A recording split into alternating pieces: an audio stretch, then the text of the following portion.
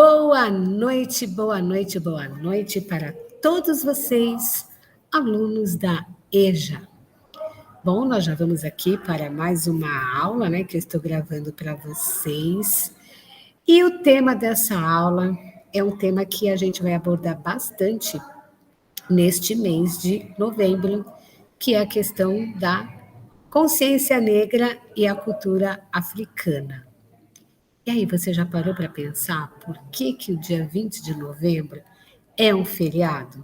Então, não é à toa, tá, gente? Todo feriado é um feriado por conta de alguma causa, algo que aconteceu e que esse dia é direcionado para que se pare para pensar, para refletir, para comemorar uma data. Bom, consciência negra e a cultura africana. Gente, eu não sei se vocês sabem, mas todos nós somos filhos de 3 raças. Aqui no Brasil, né, quando os europeus chegaram e invadiram essa terra tão linda e maravilhosa que resiste até hoje, né, estavam aqui os índios, né?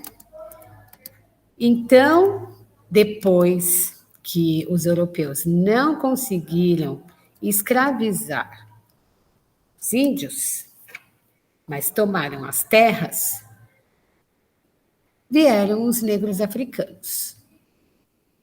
E todos nós fazemos parte, né, dessa tríade, todos nós que somos brasileiros fazemos parte desses povos, dessas etnias. Raramente podemos dizer que um filho do Brasil, um filho desta terra chamada Brasil, pode se considerar totalmente branco, a não ser que a sua família não tenha mistura nenhuma, nem com as etnias indígenas e também com as etnias africanas. Eu, por exemplo, gente, eu sei, tá? Eu, professora Linde, eu sei que eu tenho essas 2 vertentes na minha família. Olha a minha cor, né? Até algum tempo atrás, as pessoas ficavam sempre falando que eu era moreninha, moreninha, moreninha, moreninha. Mas, estudando bastante o tema, pesquisando bastante a minha raiz ancestral, entendendo onde estavam os povos originários indígenas na minha família e onde também estavam os meus irmãos africanos, hoje, gente, eu me considero uma mulher negra indígena. Eu não sou a moreninha, eu faço parte dessas 2 descendências. E eu faço parte dessa história. E é muito importante que a gente entenda o nosso lugar no mundo, que a gente entenda a nossa identidade, né? Tem gente que fala assim, professora, mas você não tem o cabelo crespo. Bom, gente, assim, meu cabelo é ondulado, né? Ele é um cabelo muito puxado para o indígena, mas o tom, né, da minha pele é um tom indígena, mas também é um tom negro. Eu sou filha de baianos, eu tenho essa ancestralidade no meu sangue. E a gente precisa entender como que funciona a nossa ancestralidade para a gente entender também o nosso lugar no mundo, né? Mas veja bem, essa lei 10.639, ela demorou um pouquinho para chegar, né?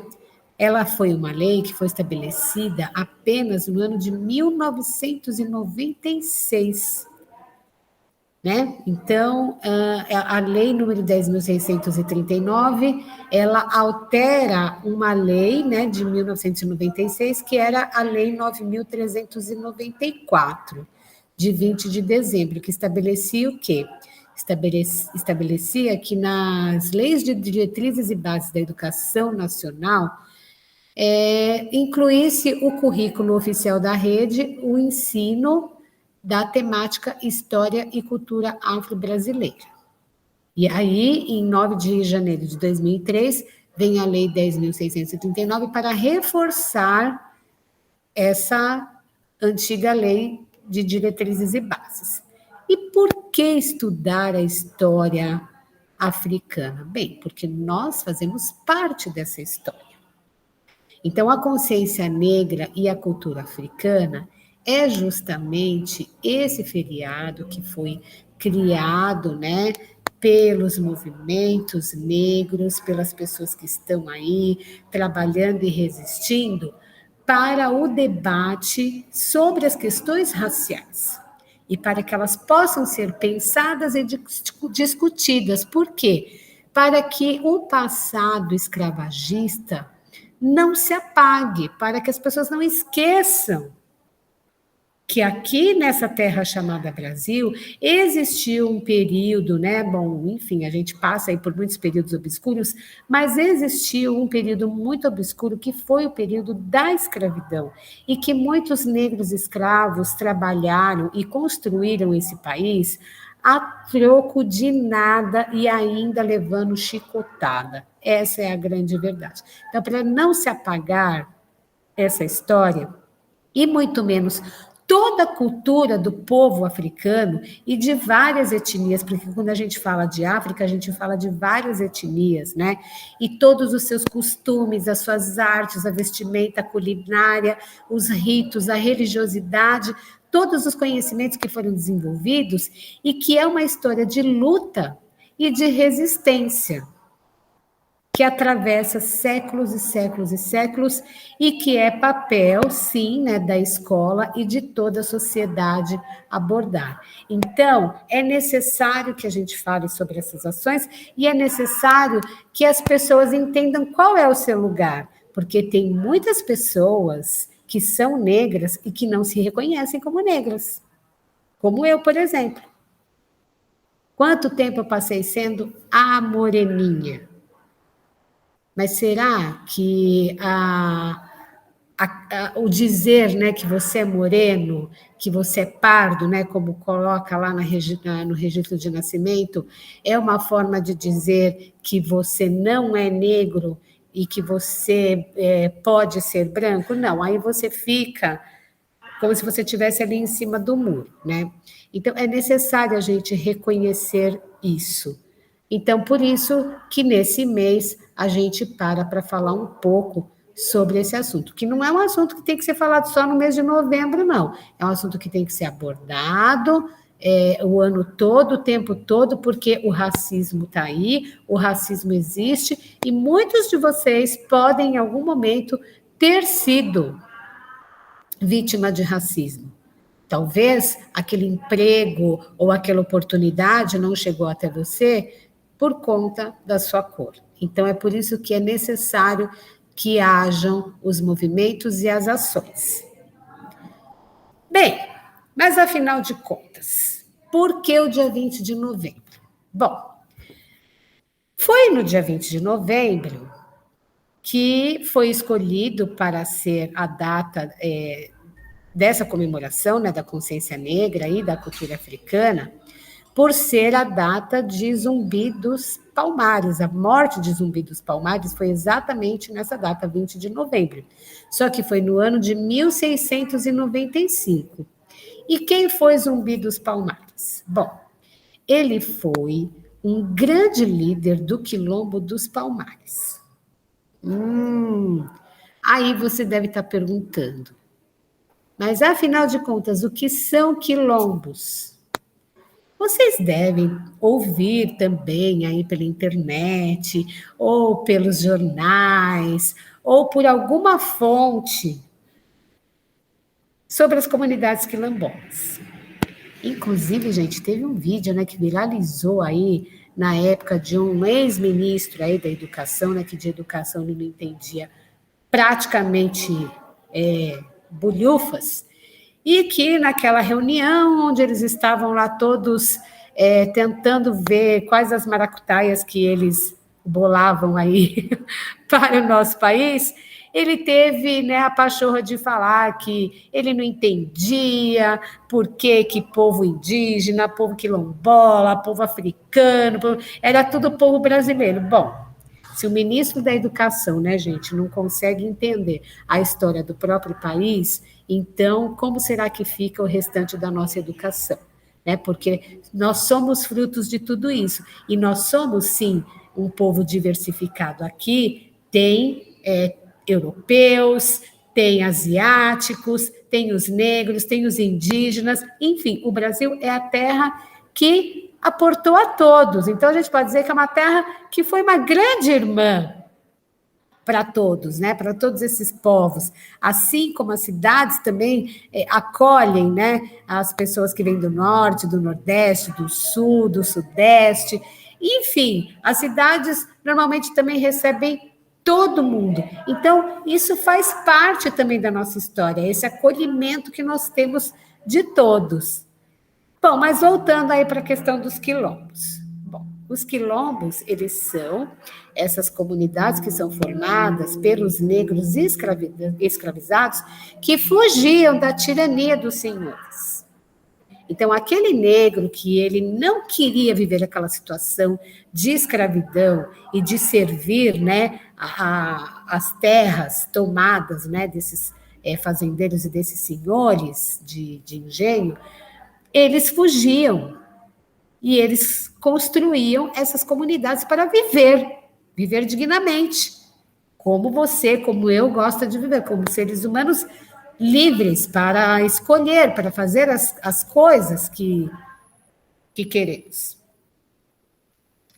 Então, os quilombos, eles são formados justamente por esses negros que fugiam e que acabavam se escondendo nesses lugares que normalmente eram lugares de mata, e lá eles criavam essas comunidades e viviam até, lógico, né, que eles fossem descobertos, porque os senhores que escravizavam, né, eles iam atrás, né, eles não admitiam que os escravos fugissem, porque, afinal de contas, um escravo a menos para ele era uma mão de obra a menos. Então, é óbvio que os capatazes aí iam atrás de tentar achar essas pessoas. Enfim. E o Zumbi, ele foi um grande líder quilombola. Então, por ele ser esse grande líder, por ele lutar por essa liberdade do negro, é que ele também acabou sendo morto, e foi justamente no dia 20 de novembro de 1695. Então, essa data foi escolhida para homenagear esse grande líder quilombola, e que é um símbolo de resistência de todos os movimentos negros. Então, é por isso que surgiu essa data.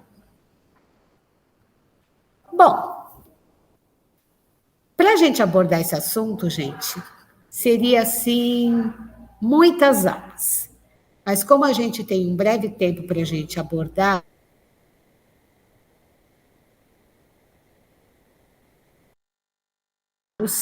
que fizeram toda a diferença para a arte e a cultura da negritude. Essa mulher linda, maravilhosa que vocês estão vendo, é nada mais, nada menos do que Conceição Evaristo. E ela é uma escritora mineira de Belo Horizonte, que nasceu, né, em 29 de novembro de 1946, quase dia 20. E ela, gente, é doutora em literatura comparada. Bom, ela é uma escritora de origem pobre e de etnia negra, mas os seus textos trazem justamente essa experiência de opressão e de marginalidade que muitas vezes o negro se coloca. Mas como ela é doutora, então a gente entende que ela entrou para a academia, né? Ela foi fazer um mestrado, um doutorado, e numa área onde praticamente deve ser tomada, né, por brancos, que é a área da literatura. Então, gente, é um grande símbolo de resistência, é um grande símbolo de força e de não deixar a sua cultura a sua experiência enquanto mulher negra na sociedade morrer. Pelo contrário, é pegar toda essa experiência e transformar em arte. E ela é uma escritora reconhecida hoje mundialmente. Nós temos também a Carolina Maria de Jesus, que eu não sei se vocês lembram, foi tema, inclusive, de uma aula dos Saberes em Casa, né, do programa Saberes em Casa, e que nós trabalhamos aqui com vocês, essa autora, né, que também é uma negra, e que foi uma grande escritora e poetisa brasileira, e que ela é conhecida mundialmente, gente. Esse livro, Quarto de Despejo, Diário de uma Favelada, que foi publicado em 1960, gente, é um livro que foi publicado no mundo inteiro, e ela ganhou um reconhecimento internacional justamente por causa desse livro. Mas não foi esse o único livro que ela escreveu outros livros. E ela foi uma das primeiras escritoras negras do Brasil, considerada também uma das mais importantes.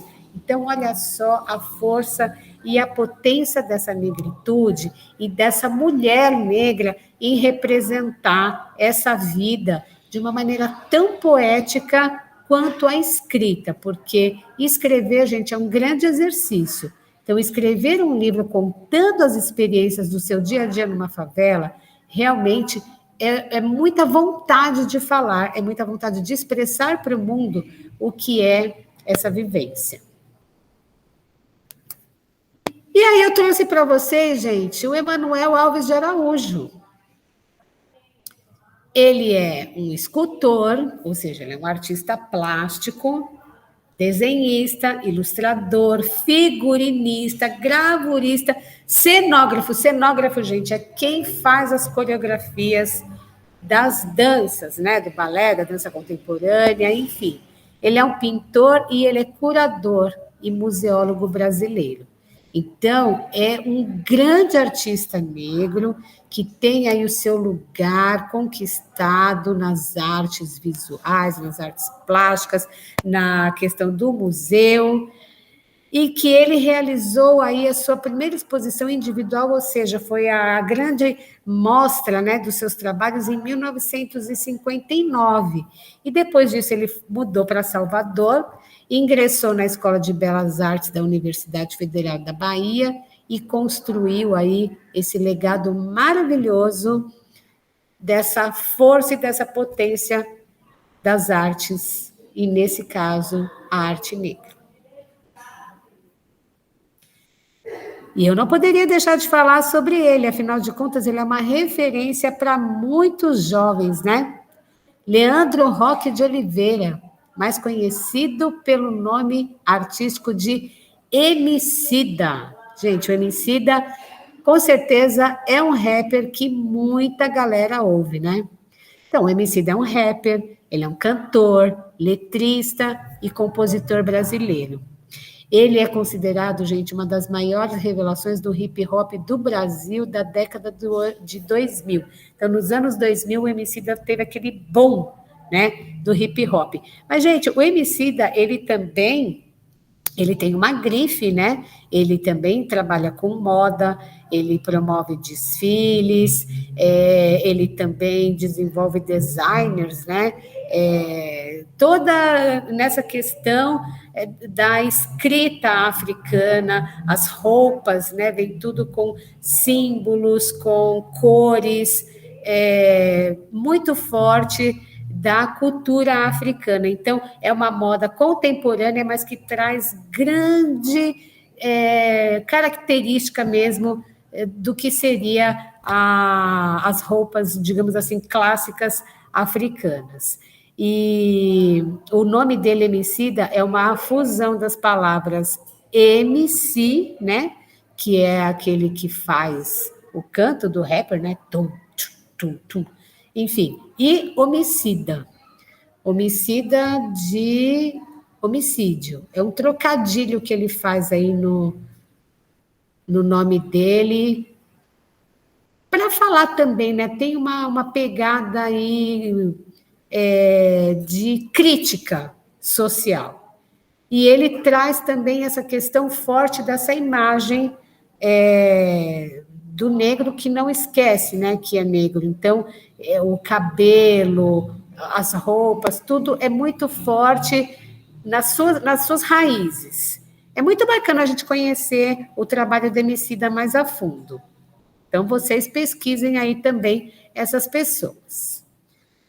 E aí, gente, eu trouxe essa imagem, né, dessa baiana cozinhando, porque quando a gente fala de cultura africana, eu sei que a gente toca, né, naquele, digamos assim, naquele preconceito que existe, que não é um preconceito à toa, não, tá? Ele é um preconceito que é muito pensado, muito criado, justamente para diminuir a cultura africana e a cultura do negro, né? Normalmente, quando vocês veem uma pessoa de branco, uma pessoa que está de turbante branco, que está de guia, na cabeça de vocês já vem aquela coisa assim, ah, é macumbeiro. E aí eu pergunto para vocês, vocês sabem o que é um macumbeiro? Se você não sabe, pesquisa. Eu não vou falar aqui, não. A gente vai falar isso nas aulas, mas assim, vamos refletir. Porque, gente, quando vocês veem alguém de veste branca e de guia, isso tudo tem um significado dentro da cultura africana. Existem os significados religiosos? Sim, existe a religiosidade africana, que é completamente diferente da religiosidade aqui do europeu, digamos assim. O que o europeu trouxe de religiosidade. Assim como no Japão, na China, a religiosidade também vai ser diferente. E em qualquer parte do mundo, gente, as religiosidades são diferentes porque são culturas diferentes. Portanto, não existe uma única forma de ser religioso, mas existe uma forma de se matar uma cultura e uma religião.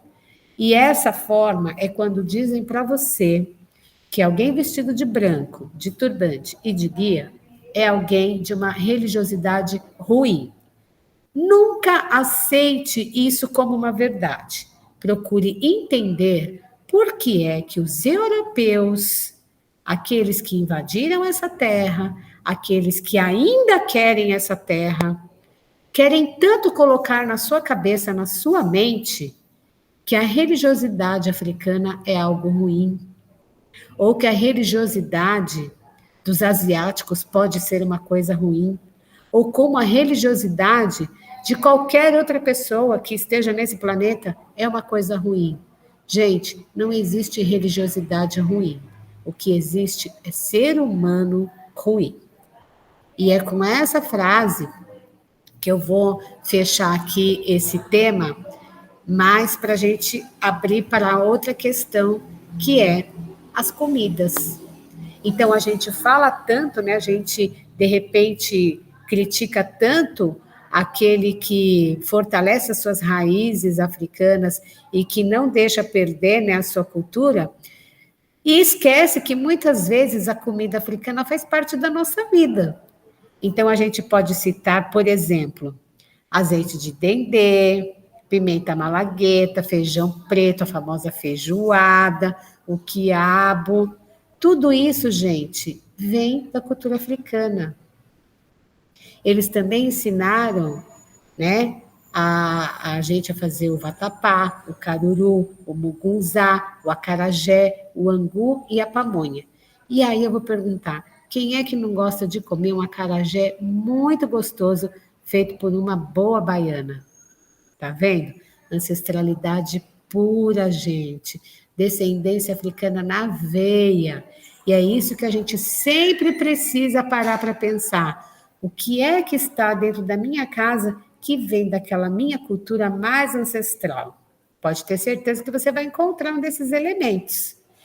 E hoje em dia, que está tão em evidência assumir o cabelo negro.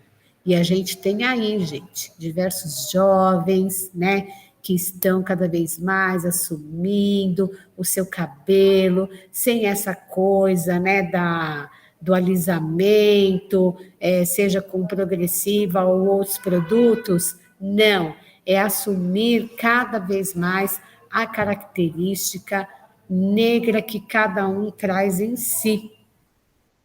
E é muito bacana ver que esse movimento está principalmente na juventude. E agora eu vou perguntar para você: você se considera negro ou você se considera branco? Você se considera pardo ou você se considera indígena? Como que você vê a sua identidade? Procure pensar sobre isso, sabe? Porque esse é um dos primeiros passos para o entendimento da importância do ensino da cultura africana nas escolas. O reconhecimento e a identidade de cada um de nós. E o seu cabelo? Você já parou para pensar se você modifica ele dentro de uma estética branca? Ou você gostaria de assumir o seu cabelo totalmente negro? Já parou para pensar nisso? Pensa nisso também. E depois você responde aí para mim nos comentários, tá? Como é que você entendeu e enxergou essa questão da consciência negra e da cultura africana? Gente, essa foi a nossa aula de hoje. Eu espero que vocês tenham, assim, aproveitado esse momento, né, para pensar realmente nessas questões e que a consciência negra seja realmente consciência a cada dia de luta e resistência da gente, nós, o povo negro que resiste nesse país completamente dominado pelo branco. Beijo para vocês, aguardo os comentários e as mensagens de vocês. Um super abraço, gente, e uma boa aprendizagem sempre. Beijos.